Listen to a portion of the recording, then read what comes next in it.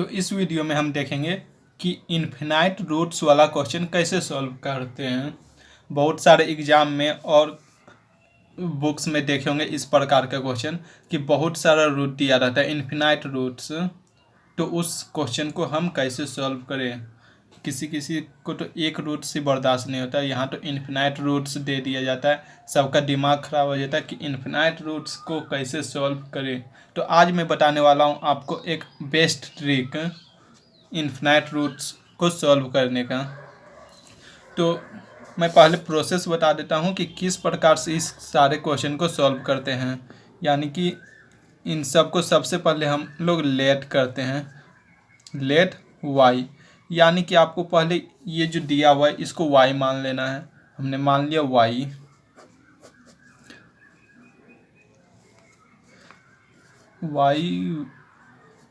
और उसके बाद ये सबको हमने लिख के इन्फिनाइट दे दिया। एक बात यहाँ पे, एक कॉन्सेप्ट ये लगता है कि अगर ये इन्फिनाइट तक जाएगा तो ये कभी ख़त्म होगा, यानी इसका कोई एंड है।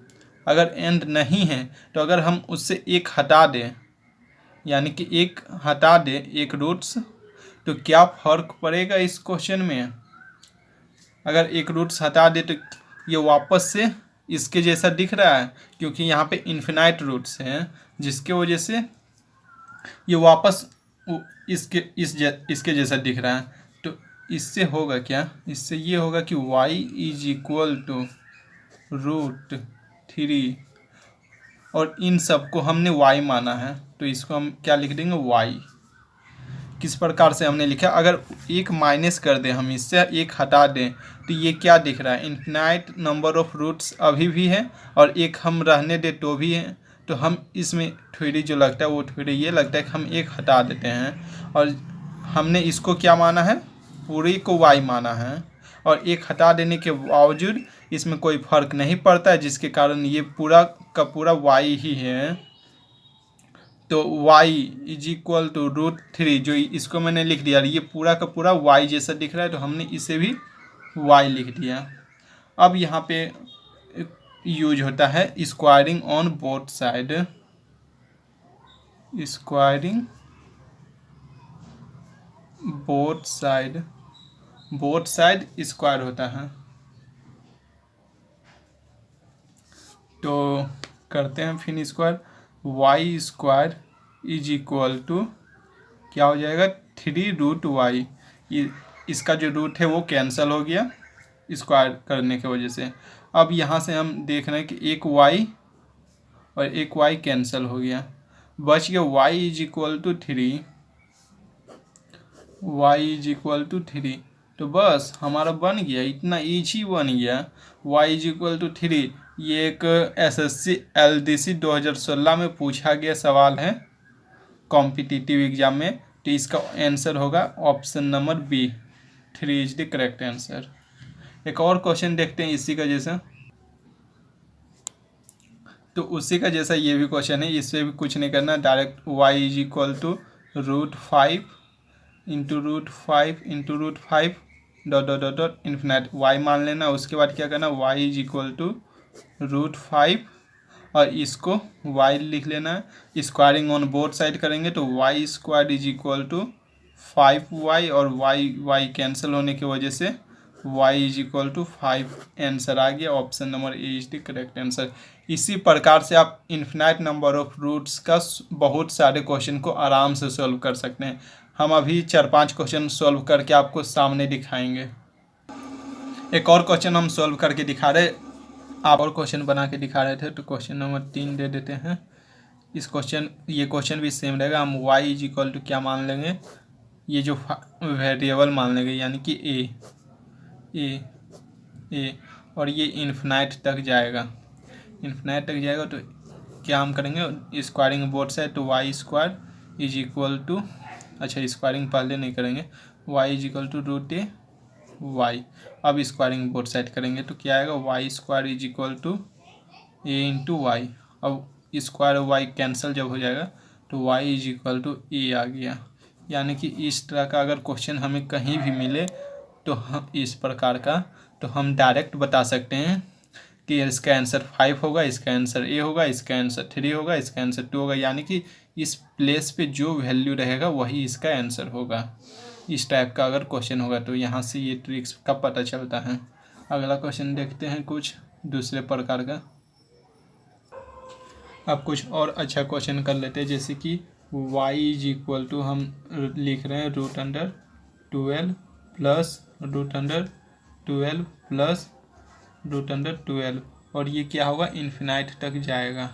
और ये क्वेश्चन पूछा हुआ क्वेश्चन है एसएससी सीपीओ में।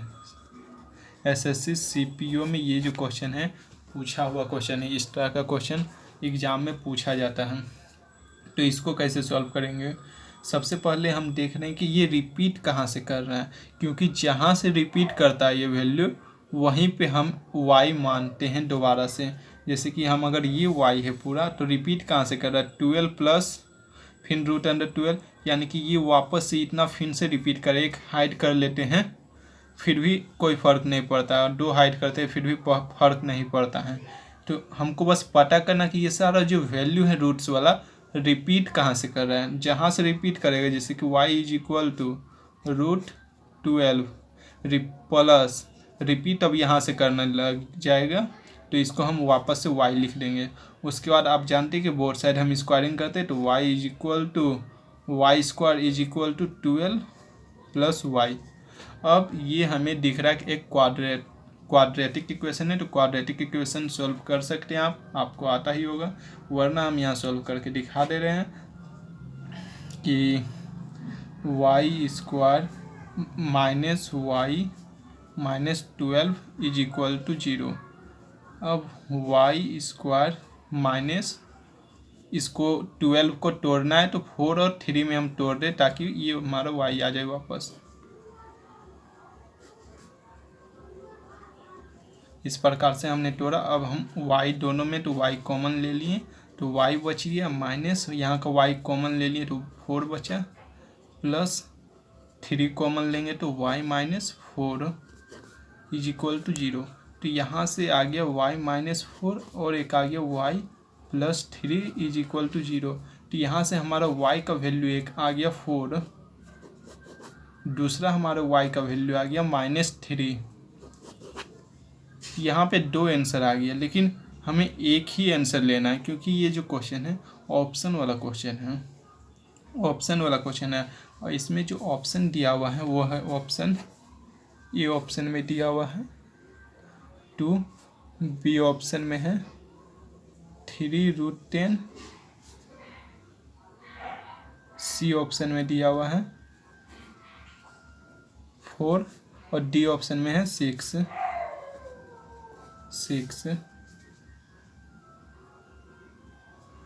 बी में सिर्फ 3 दिया हुआ है, ओनली 3 दिया हुआ है, √10 नहीं। हाँ, तो हमारा ऑप्शन में -3 कहीं पे भी नहीं है, जिसके कारण ऑप्शन नंबर सी ही राइट होगा, 4। इसी का जैसा एक और क्वेश्चन देख लेते हैं हम। वो क्वेश्चन है, अगला क्वेश्चन 4 नंबर हो गया। अगला क्वेश्चन है 5 नंबर, वो है y is equal to √30 plus √30 plus √30 और ये क्या हो रहा है, रिपीट हो रहा है और ये इन्फिनाइट तक जाएगा। तो हम क्या करेंगे, y is equal to 30 plus y यहाँ पे लिखेंगे क्योंकि ये जो रिपीट हो रहा है यहाँ के बाद से रिपीट होना चालू हो गया, इसके बाद से यहाँ रिपीट होना चालू हो रहा है। हमको बस रिपीट कहाँ से हो रहा है वो पता कर लेंगे तो ये क्वेश्चन हमारा बन जाएगा। अब हम बोथ साइड स्क्वायरिंग करेंगे तो y² is equal to 30 plus y, और जिस प्रकार से इसे अभी हमने सॉल्व किया इस क्वेश्चन को भी सॉल्व करेंगे तो क्या आ जाएगा, y यहाँ पे देखते हैं y² minus y minus 30 is equal to 0। अब 30 से हमें क्या लाना है, 1 लाना है। तो 30 से हम -1 किस प्रकार से ला सकते हैं, तो ये देखिए y² minus 6y plus 5y -30 is equal to 0, क्योंकि 6 30, 6 × 5 करेंगे तो 30 होगा। उसके बाद हम क्या करेंगे, y को कॉमन लेते हैं तो y -6 प्लस 5 को अगर हम कॉमन लेते हैं तो y -6 इज इक्वल टू 0। तो यहाँ से एक तो आ गया y इज इक्वल टू 6, दूसरा आ जाएगा यहाँ पे y is equal to -5, y is equal to -5, sorry for this. अब आपको दिख रहा होगा एक y का वैल्यू आ गया 6 और एक y का वैल्यू आ गया -5। अब दोनों में सही कौन होगा इसका पता अब ऑप्शन करेगा। तो अब हम ऑप्शन चेक करेंगे, यहाँ लिखते हैं ऑप्शन क्या दिया हुआ है। तो ए ऑप्शन दिया हुआ है 30 वाला, ए ऑप्शन दिया हुआ है 5, बी ऑप्शन दिया हुआ है 3√10, सी ऑप्शन दिया हुआ है 6, 7, डी ऑप्शन दिया हुआ है 7। तो हमारा ऑप्शन से अब पता चलेगा कि ये होगा कि ये, तो ऑप्शन में 6 दिया हुआ जिसके कारण सी ऑप्शन सही होगा, यानी कि इसका आंसर 6 होगा। एक और क्वेश्चन देखते हैं जो है इसी प्रकार का, लेकिन उसका जो सॉल्यूशन है यानी ऑप्शन वो अलग है। वो क्वेश्चन ये है, क्वेश्चन नंबर 6 दे देते हैं। क्वेश्चन इस प्रकार से है कि y is equal to √1 + 1 dot plus dot infinite. अब ये 1 है, इस बार 1 है, तो कैसे बनाएंगे, y is equal to √y, y लिख रहे हैं 1 + y। अब क्या करना है, स्क्वायरिंग बोथ साइड करेंगे तो क्या होगा, y² is equal to 1 + y। इसको क्वाड्रेटिक इक्वेशन में बदलेंगे तो क्या होगा, y², नहीं दिख रहा है यहाँ पे देखते हैं, y² -y -1 is equal to 0। अब इस 1, अब ये जो हम पहले सॉल्व कर रहे थे इस प्रकार से, वो इस प्रकार से ये टूटेगा नहीं। तो हम क्या करेंगे, क्वाड्रेटिक इक्वेशन का फॉर्मूला यूज करेंगे, यानी कि y का इज इक्वल टू क्या होता है, -b। फॉर्मूला आपको बता देते हैं, y इज इक्वल टू होता है -b + √b² -4ac divided by 2a। और यहाँ ए बी सी क्या है, कॉफिशिएंट है, ए इसका, बी इसका, सी ये वाला है। तो इक्वेशन क्या था हमारा, इक्वेशन था y² -y -1 is equal to 0।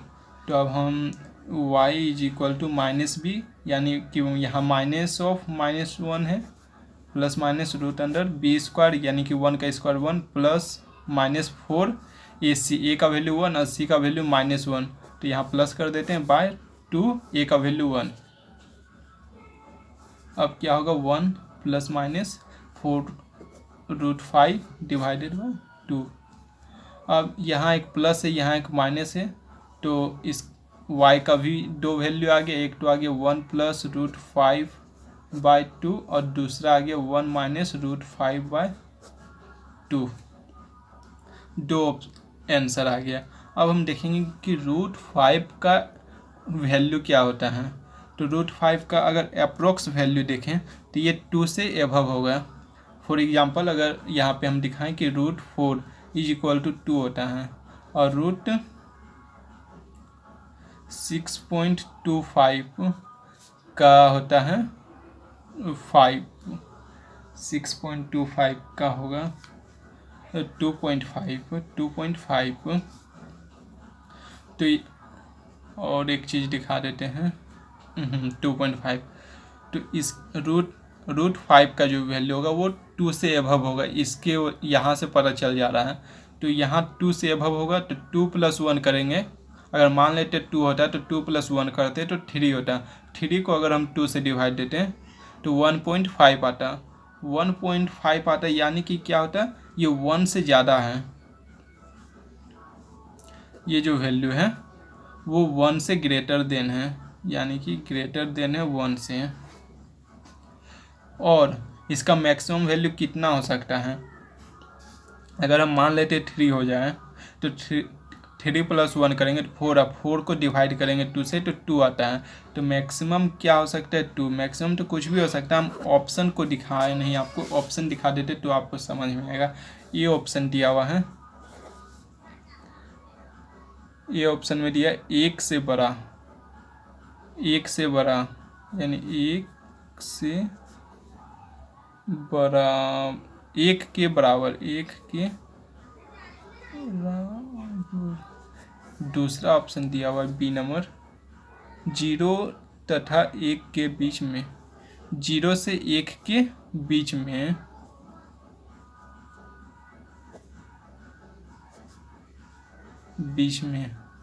तीसरा ऑप्शन दिया हुआ है सी ऑप्शन में दिया हुआ है सी 1 से 2 के बीच में, यानी कि 1 से 2 के बीच में।